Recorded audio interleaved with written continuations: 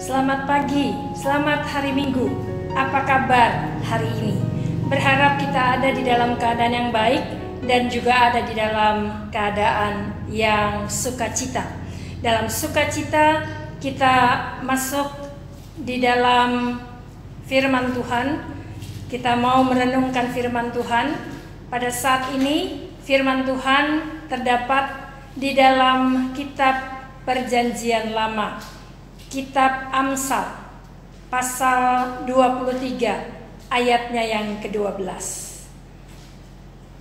Mari kita mempersiapkan bacaan Alkitab kita pada hari ini, Minggu tanggal 27 September. Terdapat di dalam Amsal 23 ayatnya yang ke-12. Sekarang mari kita berdoa. Dalam ibadah yang tengah berlangsung, kami mau merenungkan firman Tuhan. Memohon kepadamu ya Allah, di dalam Roh Kudus, untuk memampukan kami di dalam menghayati akan firman Tuhan, dan kemudian di dalam kesadaran diri kami, serta kekuatan yang datangnya dari Roh Kudus, kami dapat melaksanakan firman Tuhan di dalam hari-hari yang kami jalani. Inilah doa dan permohonan kami. Di dalam nama Tuhan Yesus Kristus kami sudah berdoa. Amin. Amsal 23 ayatnya yang ke-12 yang menyatakan, arahkanlah perhatianmu kepada didikan dan telingamu kepada kata-kata pengetahuan. Demikian pembacaan Alkitab. Saudara-saudari, pada saat ini kita diajak kembali untuk merenungkan firman Tuhan yang terdapat di dalam kitab Amsal. Kitab Amsal yang isinya syarat dengan nasihat yang berkaitan dengan apa yang harus kita lakukan dalam kaitannya dengan diri kita sendiri dan juga di dalam relasi kita dengan orang lain. Kaitannya dengan hal ini, saudara dan saya diajak untuk merenungkan tentang relasi orang tua dan anak dalam hal mendidik. Bagaimana orang tua memahami dan menyadari dirinya sebagai orang tua.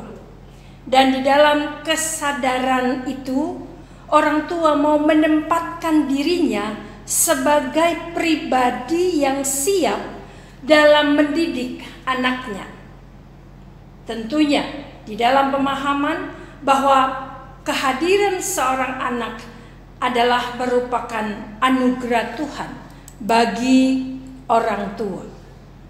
Juga menyadari diri bahwa orang tua sebagai pendidik utama dan yang pertama bagi anaknya. Untuk itu, orang tua mempunyai peran yang penting, bahkan mempunyai peran yang sangat penting bagi pendidikan anaknya sejak seorang anak itu ada di dalam rahim seorang ibu. Anak layaknya seperti kertas putih. Orang tua yang mengisi kertas putih itu dengan warna tinta. Apakah tinta yang diisi itu berwarna hitam, berwarna merah, hijau, coklat, atau warna yang lain? Bergantung kepada apa yang dilakukan dan didikan yang dilakukan oleh orang tua. Orang tua tentunya mempunyai harapan kepada anaknya. Harapan orang tua agar supaya anaknya menjadi orang yang baik. Tidak ada seorang pun dari kita sebagai orang tua yang menginginkan anaknya menjadi orang yang jahat. Harapan orang tua juga kepada anaknya agar supaya anaknya hidup Di dalam menjalani hidup itu ia hidupnya baik, juga masa depannya baik, bahkan menginginkan bahwa kita sebagai orang yang beriman kepada Allah di dalam Yesus Kristus menginginkan agar supaya anaknya menjadi anak yang takut akan Tuhan. Juga si anak dapat berguna bagi orang tua, berguna bagi keluarganya, berguna bagi gereja, juga dapat berguna bagi masyarakat dan bangsa. Juga tentunya harapan orang tua agar supaya anaknya dalam menjalani kehidupan, hidupnya diberkati oleh Tuhan dan ia juga dimampukan untuk menjadi saluran berkat bagi orang lain. Melalui semuanya itu tentunya ketika harapan itu terpenuhi, ada perasaan bangga di dalam diri orang tua terhadap anaknya. Di sini penulis Amsal mengajak anak untuk mereka mendengar, mengingat, dan memperhatikan didikan dan pengetahuan yang diberikan oleh orang tuanya. Saya bacakan lagi ayat yang menjadi bahan perenungan kita. Dalam ayat yang ke-12, arahkanlah perhatianmu kepada didikan dan telingamu kepada kata-kata pengetahuan. Di sini penulis Amsal katakan bahwa telinga hendaknya dipergunakan untuk mendengar, mata dipergunakan untuk memperhatikan, dan tentunya dalam hal ini dipergunakan otak untuk menyimpan atau mengingat, karena semuanya ini adalah untuk dilanjutkan di dalam tindakan nyata, agar supaya harapan dari orang tua yang tadi sudah dijelaskan terhadap anak-anaknya itu dapat terwujud. Dan tentunya harapan orang tua kepada anak agar supaya dapat terwujud, tentunya itu harus ada usaha yang dilakukan oleh orang tua. Pertanyaannya bagi orang tua adalah, apakah yang sudah dilakukan oleh orang tua kepada anaknya? Apa usaha yang dilakukan oleh orang tua kepada anaknya? Seperti tadi yang sudah disampaikan, bahwa orang tua sebagai pendidik utama dan yang pertama bagi anaknya. Di dalam buku seri Selamat, yaitu Selamat Menabur, Pendeta Andar Ismail mengatakan begini: ada banyak persamaan antara proses pendidikan dan penaburan benih. Seorang pendidik antara lain orang tua, guru, pendeta, atau yang lainnya. Tapi dalam hal ini kita mau memfokuskan kepada orang tua, bahwa seorang pendidik adalah ibarat seorang penabur. Setiap hari ia menabur rupa-rupa benih.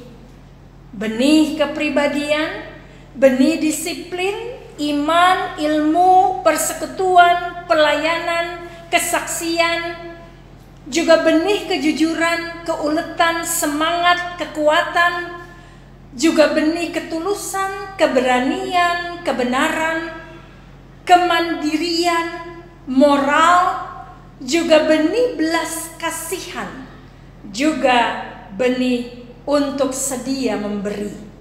Dan banyak lagi yang bisa ditaburkan oleh orang tua setiap hari dalam benih yang baik itu.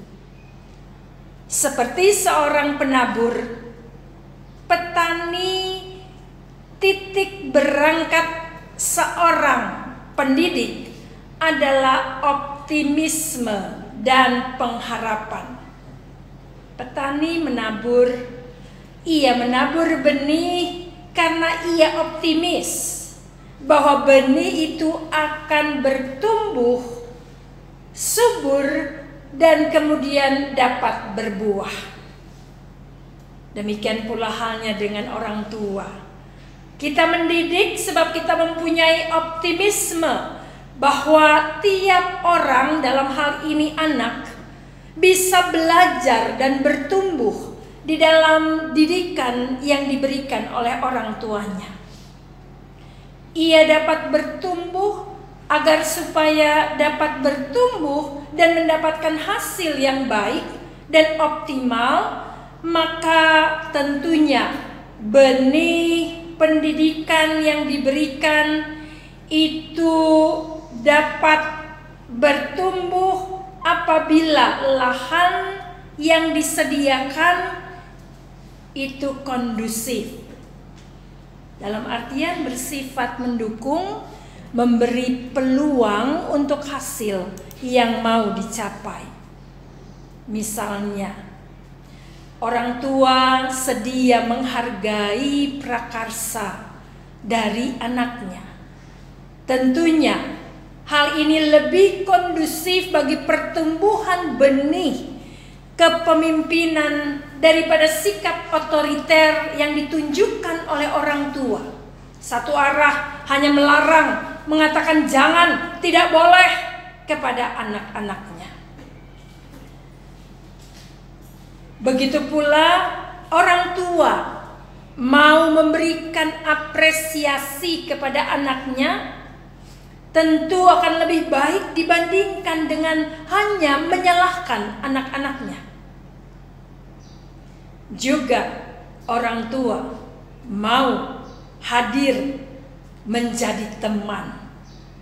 Orang tua mau mengajak dialog di dalam setiap pembicaraan dengan anak-anaknya. Karena banyak hal yang bisa dibicarakan antara orang tua dan anak. Membicarakan dari hati ke hati, mau mendengarkan apa yang dirasa, mau memberikan apresiasi, memberikan masukan yang baik ketika anak mau mencurahkan isi hatinya. Oleh karena itu, sama seperti seorang penabur, seorang pendidik perlu menyatakan sikap yang sabar. Pendidikan selalu terjadi di dalam proses yang panjang. Apa yang ditabur, benih yang baik, jika lahan itu kondusif, mau menciptakan suasana yang nyaman, orang tua menciptakan suasana yang nyaman bagi anak-anaknya, tentu didikan yang diberikan oleh orang tua kepada anak-anaknya akan tertanam dan kemudian akan diberlakukan di dalam kehidupan sehari-hari si anak ini.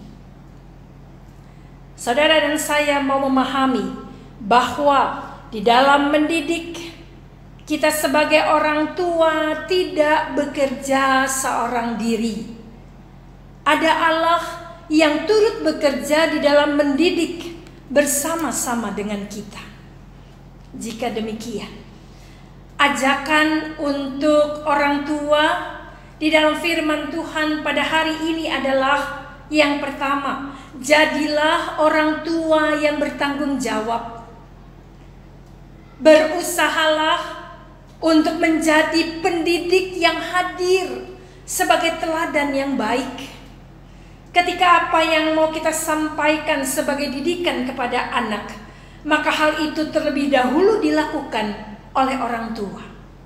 Hadir sebagai teladan yang baik. Itu akan memberikan pengaruh yang baik juga kepada anak-anak kita. Dan hal yang selanjutnya yang kita dapat lihat, orang tua sebagai pendidik melalui firman Tuhan bahwa kita mau minta pertolongan dari Allah untuk bersama-sama mendidik anak-anak yang adalah anugerah Tuhan itu.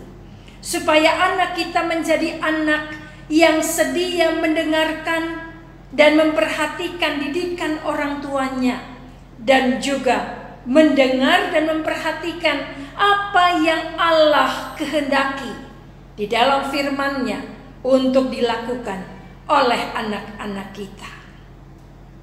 Biarlah didikan yang diberikan orang tua kepada anak itu tidak berlalu begitu saja, tapi menjadi perhatian dan juga tertanam di dalam diri si anak, dan kemudian untuk kelanjutan kehidupan di masa yang akan datang, agar supaya anak-anak kita sesuai dengan harapan yang ada di dalam diri kita sebagai orang tua, bahwa anak ini akan menjadi anak yang takut akan Tuhan, dan kemudian kehidupannya di masa depan juga kehidupan yang menghadirkan kebaikan baik dirinya, baik keluarga, dan juga menghadirkan kebaikan bagi orang-orang yang ada di sekitarnya. Amin. Salam sehat, salam bahagia.